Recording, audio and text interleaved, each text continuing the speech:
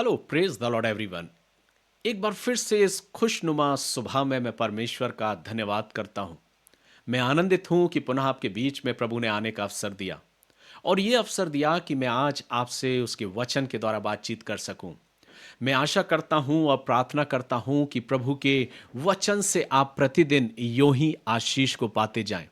जो कुछ हमने सीखा है, जो कुछ मनन किया है, उसे अपनी जिंदगी में उतारते जाएं और परमेश्वर के वचन रूपी उस गहराई में और अधिक अपने जीवन को उतारने वाले हो सके। सो आइए हम फिर से शुरुआत करते हैं आज परमेश्वर के वचन से। यूहन्ना रचित सुसमाचार उसका 15वां अध्याय। लेकिन इससे पहले कि हम वचन में जाएं, कुछ बात मैं आपसे करना चाहता हूं।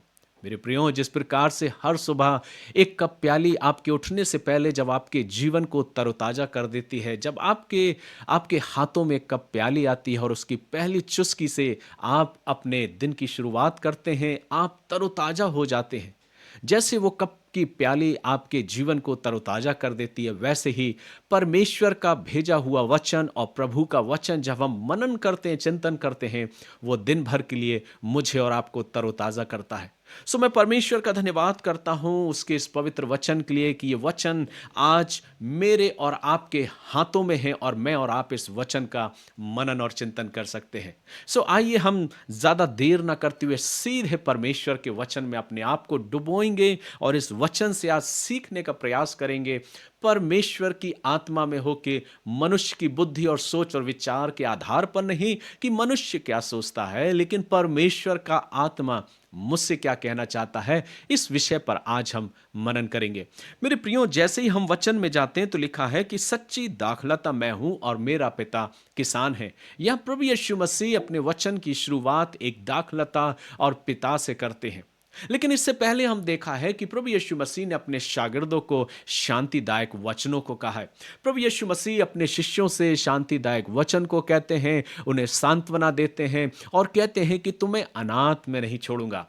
वो इसलिए क्योंकि कहते हैं कि मैं जाता हूं पिता के पास और तुम्हारे लिए एक सहायक को भेजूंगा जो तुम्हें उन आज्ञाओं को मानने में और सिखाने में तुम्हारी मदद करेगा, ताकि जो कुछ मैंने तुम्हें सिखाया है तुम उसको संपूर्ण रीति से मानने पाओ।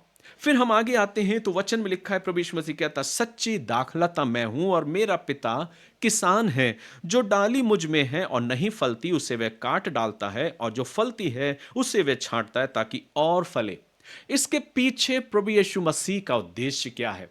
प्रभु यीशु मसीह ने कई प्रकार से विभिन्न विभिन्न तरीकों से अपने शागिर्दों से बातचीत बातचीत करी है। लेकिन सिर्फ शागिर्दों से नहीं मेरे प्रियो, आज वो मुझसे और आपसे भी बात करना चाहता है। अगर हम अपनी अपनी जिंदगी में प्रभु यीशु मसीह को अपने जीवन में, अपने हृदय में अगर हम स्वीकार करते हुए चल रहे हैं और अगर हम ये कहते हैं कि उसका आत्मा मेरे अंदर है, उसका पवित्र आत्मा मेरे अंदर वास करता है, तो मुझे उसकी आज्ञाओं को मानना होगा, उसकी आज्ञाओं के अनुसार अपने जीवन को जीना होगा। हम अक्सर इस बात को तो कहते हैं कि मैं प्रभु से प्यार करता हूं, प्रभु की आत्मा मेरे अंदर है, लेकिन कई बार जब हम जीवन को देखते हैं तो प्रतीत ऐसा नजर आता है कि शायद हम सिर्फ कहने वाले हैं, लेकिन जैसा वचन कहता है उसके अनुसार हम अपने जीवन में नहीं कर रहे। जब इस वचन का मैं मनन कर रहा था तो मैंने इस बात को देखा कि प्रभु ने अपने वचन के द्वारा बहुत गहरी बातों को हमसे और आपसे कहा है। लेकिन कई बार हम दुनिया की भाग दौड़ में इतनी तेजी से आगे बढ़ रहे हैं कि प्रभु का वचन मुझसे और आपसे क्या कहता है, इस ओर हमारा ध्यान ही नहीं। हमारा ध्यान है अपने उस फोन पर, हमारा ध्यान है अपने उस अखबार पर कि फ्रंट पेज पर क्या आया है, आज आसपास में क्या घटा है, मेरे शहर में क्या घटा है, मेरी जिंदगी में क्या घटा है। हम बहुत आतुर होते हैं, बहुत इच्छुक होते हैं अपने आसपास घटित होने वाली उन घटनाओं के बारे में। लेकिन हम इतना अधिक उत्साहित क्यों नहीं होते परमेश्वर के वचन को जानने के लिए जिसमें संपूर्ण आशीषों की बातें भरी हुई हैं। परमेश्वर के वचन को जब आप हर सुबह मनन करते हैं, जब आप पढ़ते हैं, तो मैं विश्वास दिलाता हूं कि वो आपके जीवन में एक कप प्याली की उस चुस्की से कहीं ज्यादा बढ़कर ये आपको आनंददायक होगा और आपके जीवन को आशीषित करेगा और आपकी जिंदगी को तरोताजा करेगा। मेरे प्रियो, जब इस वचन का मैं मनन कर रहा था तो मैंने इस बात को देखा कि प्रभु कहता है कि मेरा पिता किसान है और मैं दाखलता हूं। अगर तुम मुझ में बने रहोगे तो बहुत सा फल लाओगे। यही बात तो प्रभु ने पिछले अध्याय में, पिछली बार प्रभु यीशु मसीह ने कहा कि मैं तुम्हारे लिए एक सहायक को भेजूंगा जो सदैव तुम्हारे साथ रहेगा। वो इसलिए कि जो कुछ मैंने तुम्हें सिखाया है उसको तुम मानते चलो। उसी बात को दोहराते हुए प्रभु यीशु मसीह आगे कहता, अगर तुम मेरी आज्ञाओं को मानोगे और मेरी आज्ञाएं अगर तुम्हारे मन में बनी रहेगी और उसके अनुसार तुम चलोगे तो जो कुछ तुम मेरे पिता से मांगोगे वो तुम्हारे लिए पूरा हो जाएगा। वचन कुछ यूं कहता है, तुम मुझ में बने रहो और मैं तुम में, जैसा डाली यदि दाखलता में बनी ना रहे तो अपने आप से नहीं फल सकती, वैसे ही तुम भी यदि मुझ में बने ना रहो तो नहीं फल सकते। प्रभु यीशु मसीह ये चाहता है कि हमें उसके साथ बने रहने की आवश्यकता है। वो पवित्र आत्मा प्रभु यीशु मसीह मेरे और आपके लिए दे रहा है और वो कहता है कि अब मेरी ये जो शारीरिक देह है ये अब चली जाएगी, मैं थोड़ी देर और तुम्हारे पास हूं, लेकिन इसके बाद तुम मुझे ढूंढोगे पर तुम नहीं पाओगे। लेकिन यह मत सोचना कि मैंने तुम्हें अनाथ छोड़ दिया, मैं तुम्हें छोड़कर चला गया, लेकिन मैं तुम्हारे लिए एक सहायक को भेजूंगा जो हर एक के जीवन में होगा, हर एक की जिंदगी में होगा। लेकिन उस आत्मा को बनाए रखने के लिए, उस सहायक को बनाए रखने के लिए तुम्हें मेरी आज्ञाओं को मानना होगा। और जब इस वचन को हम पढ़ते हैं तो लिखा है कि प्रभु कहता है, जब तुम मेरी आज्ञाओं को मानोगे तो जैसा दाखलता में डालियां बनी रहती हैं तो वे फलवंत होती हैं, वैसे तुम भी आशीषित होगे और फलवंत होगे। वचन कुछ यूं कहता है, यदि कोई मुझ में बना ना रहे तो वह डाली के समान फेंक दिया जाता और सूख जाता है और लोग उन्हें बटोर कर आग में झोंक देते हैं और वे जल जाती। यदि तुम मुझ में बने रहो और मेरा वचन तुम में बना रहे तो जो चाहो मांगो वह तुम्हारे लिए हो जाएगा। सिर्फ ऐसे ही नहीं हो जाएगा कि प्रभु यीशु मसीह ने कहा है कि उसने कहा था कि जो कुछ मांगो वो तुम्हारे लिए हो जाएगा, लेकिन उसके पहले एक शर्त है और वो शर्त है कि यदि तुम मुझ में बने रहो। और उसमें बने रहने के लिए, प्रभु के साथ बने रहने के लिए उसकी आज्ञाओं को मानना नितांत आवश्यक है। आप इंसानों को तो धोखा दे सकते हैं, दुनिया को धोखा दे सकते हैं, अपने मित्रों को धोखा दे सकते हैं, अपने परम मित्र और रिश्तेदारों को धोखा दे सकते हैं, पर उस पवित्र आत्मा को हम और आप धोखा नहीं दे सकते। हो सकता है हमारे चेहरों पे कई मुखौटे हों, उन मुखौटों को हम भिन्न भिन्न समों पर उतारते जाएं, लेकिन परमेश्वर के सम्मुख कोई भी मुखौटा काम नहीं आता, क्योंकि प्रभु हमारी जिंदगियों को जानता है। इसलिए तो उसने कहा है कि यदि तुम मुझ में बने रहो, तुम्हें अपने जीवन में उन आशीषों को पाने के लिए आवश्यक है कि तुम मुझ में बने रहो। और अगर तुम मुझ में बने रहना चाहते हो तो वो ही मुझ में बना रहेगा जो मेरे वचन को मानता है, मेरी इच्छा को पूरी करता है और मेरा वचन उसमें बना रहता है। तो जो कुछ चाहो मांगो वह तुम्हारे लिए हो जाएगा। इसलिए जरूरी है कि हमें प्रभु के साथ बने रहने के लिए उसके वचन को अपनी जिंदगी में उतारना नितांत आवश्यक है।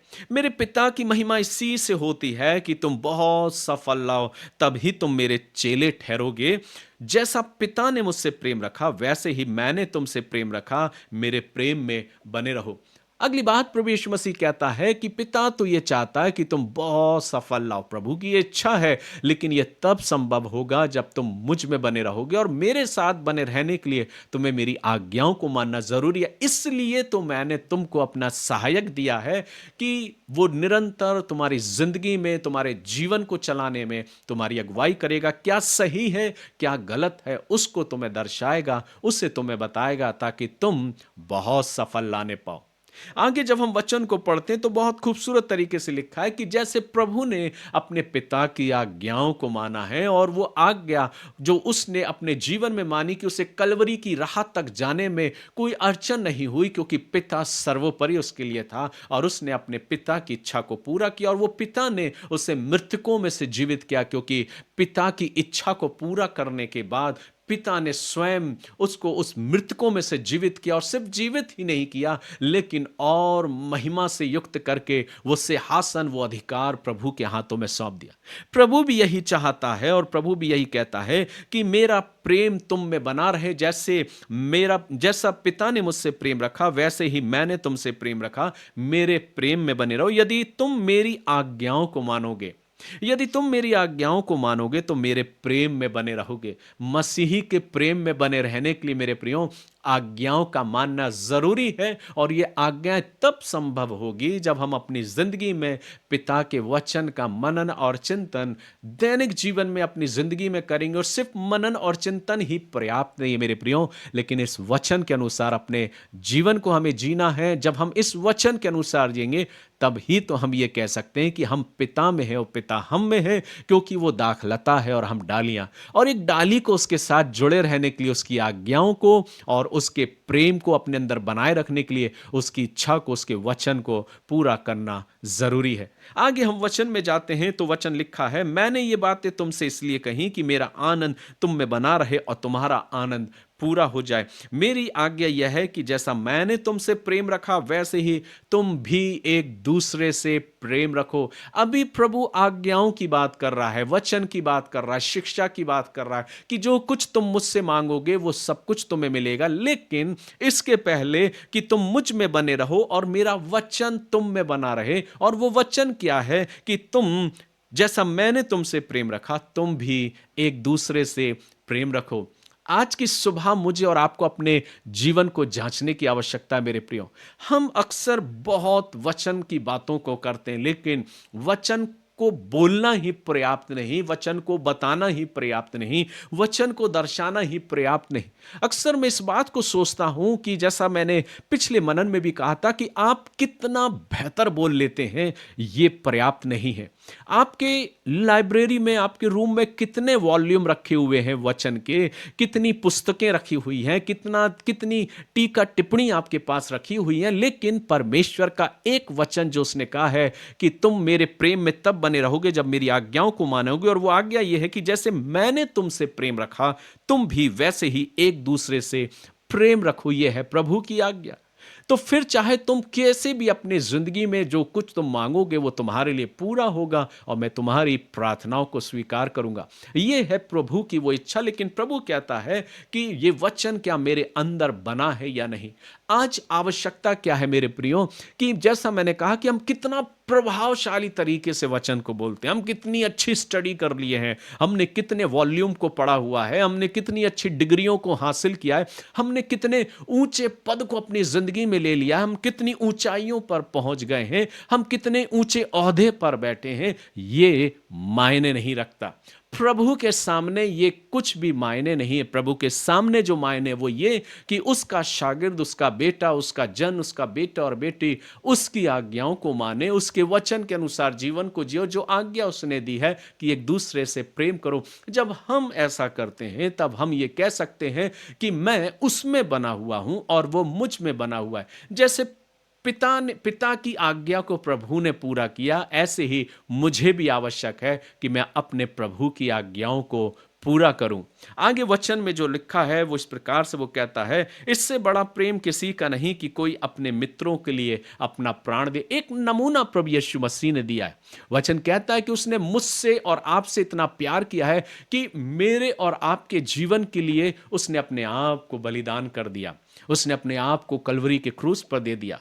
ये एक साधारण बलिदान नहीं था मेरे प्रियो, एक साधारण मृत्यु नहीं थी, लेकिन इसके पीछे की योजना और एक उद्देश्य था। वो ये बताने के लिए जो यूहन्ना 3:16 में लिखा कि देखो परमेश्वर ने जगत से कैसा प्रेम किया।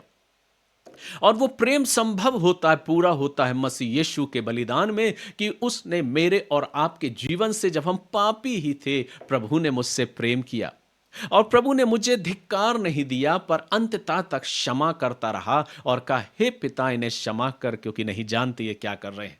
हर एक शब्द में उसके प्रेम छुपा हुआ था और वो लोगों से अंततः प्रेम करता रहा। वो प्रेम इस प्रकार का था कि उसने अपने आप को मेरे और आपके लिए बलिदान कर दिया ताकि मैं और आप भी उस स्वर्गिक आशीष के संभागी हो सकें, उसमें सम्मिलित होकर उस आशीष को पाने वाले हो सकें। लेकिन इसके साथ साथ प्रभु कहता है, यदि संसार तुमसे बैर रखता है तो तुम जानते हो कि उसने तुमसे पहले मुझसे भी बैर रखा है। तो इस बात में हमें चकित होने की आवश्यकता नहीं कि आज समाज में क्या घट रहा है, क्या हो रहा है, किस प्रकार से किस प्रकार का माहौल है, इन सब पर हमारा ध्यान केंद्रित नहीं है। हमारा ध्यान तो परमेश्वर के वचन पर केंद्रित है, क्योंकि मेरे और आपके प्रभु ने स्वयं कहा है, जैसा कि वचन इस प्रकार से कहता है, ये संसार तुमसे बैर रखता है तो तुम जानते हो कि उसने तुमसे पहले मुझसे बैर रखा। यदि तुम संसार के होते तो संसार अपनों से प्रेम रखता, परंतु इस कारण कि तुम संसार के नहीं वरन मैंने तुम्हें संसार से चुन लिया है, इसीलिए संसार तुमसे बैर रखता है। जो बात मैंने तुमसे कही थी, दास अपने स्वामी से बड़ा नहीं होता, उसको याद रखो। यदि उन्होंने मुझे सताया तो तुम्हें भी सताएंगे। मेरे प्रियो, जाते जाते प्रभु यीशु मसीह ने एक और बात कही कि जैसे उसने उन्होंने मुझको सताया है, वैसे ही वो तुम्हें भी सताएंगे। तो इसमें कोई आश्चर्य की बात नहीं, ये पहले ही प्रभु कह चुका है। यदि उन्होंने मेरी बात मानी तो तुम्हारी भी मानेंगे। यदि यह सब कुछ वे मेरे नाम के कारण तुम्हारे साथ करेंगे, क्योंकि वे मेरे भेजने वाले को नहीं जानते। तो ये सब कुछ जब वचन को हम पढ़ते हैं तो प्रभु इन सारी बातों को मुझसे और आपसे व्यक्त करता और अपने शागिर्दों से भी कहा। और इसके पीछे उद्देश्य यह था कि प्रभु ये चाहता था कि मैं और आप अपने जीवन में प्रभु के साथ निरंतर जुड़े रहें, उसके साथ बने रहें। जब हम इस वचन को पढ़ते हैं तो हम इस बात को पाते हैं कि प्रभु की हार्दिक अभिलाषा और इच्छा यह है कि हम और आप उसके साथ बने रहें, उससे लिपटे रहें, उसके साथ अपनी संगति को करें और उसकी आज्ञाओं को, उसकी इच्छाओं को, उसके उस प्रेम में अपने आप को बांधे रखें और उसके साथ जुड़े रहें। और इसके लिए ज़रूरी है कि अगर हम चाहते हैं कि मसीह मुझसे और आपसे प्रेम करे, तो यह आवश्यक है कि मुझे और आपको भी एक दूसरे से प्रेम करना है। आज की सुबह इस वचन को मैं आपके बीच में रखता हूं। परमेश्वर का वचन मेरी और आपकी निगाहों को खोले, और जब हम प्रत्येक सुबह जब इस वचन को हम मनन करते हैं मेरे प्रियो, तो ये वचन मेरी और आपकी जिंदगी को तरोताजा कर देती है। जब इस वचन के अनुसार हम अपने जीवन को जीते मेरे प्रियो, तो यकीनन मानिए जो कुछ हम प्रार्थना में मांगते हैं, प्रभु मेरे और आपके जीवन में वो पूरा करता है। आज आवश्यकता क्या है मेरे लिए कि मुझे अपने आप को प्रभु के प्रेम में बनाए रखने के लिए क्या कुछ करना है। क्या एक निर्णय हम अपने जीवन में लें कि प्रभु मैं चाहता हूं कि जैसे आप पिता में हैं और पिता आप में, वैसे ही हम भी आप में सदैव बने रहना चाहते हैं, ताकि आपके साथ हम पिता के साथ संभागी हो सके।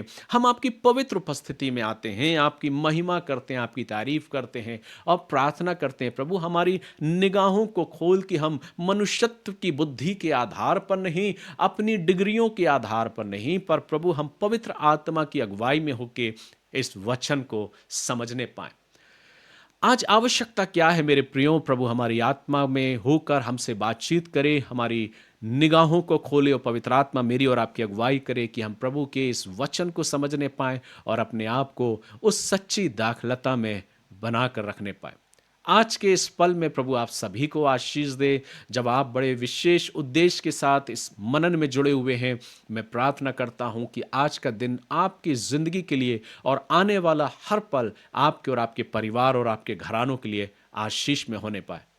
हम और आप अपने जीवन में एक निर्णय लें कि हर सुबह इससे पहले कि हम अपनी दिनचर्या का प्रारंभ करें, प्रभु के वचन का मनन और चिंतन करने वाले हों। ये नहीं कि हमारे पास वचन आ जाता है, लेकिन उसके साथ साथ वचन को खोलने वाले और स्वयं उस वचन का मनन और चिंतन करने वाले बने और परमेश्वर की आशीष को स्वीकार करें। प्रभु आप सभी को आशीष दे और ऐसा मन दे कि हम सब प्रभु के उस वचन से प्रेम करने वाले हों और अपने जीवन में उसकी आज्ञाओं को पूरा करने वाले हों। आइए हम प्रार्थना करें।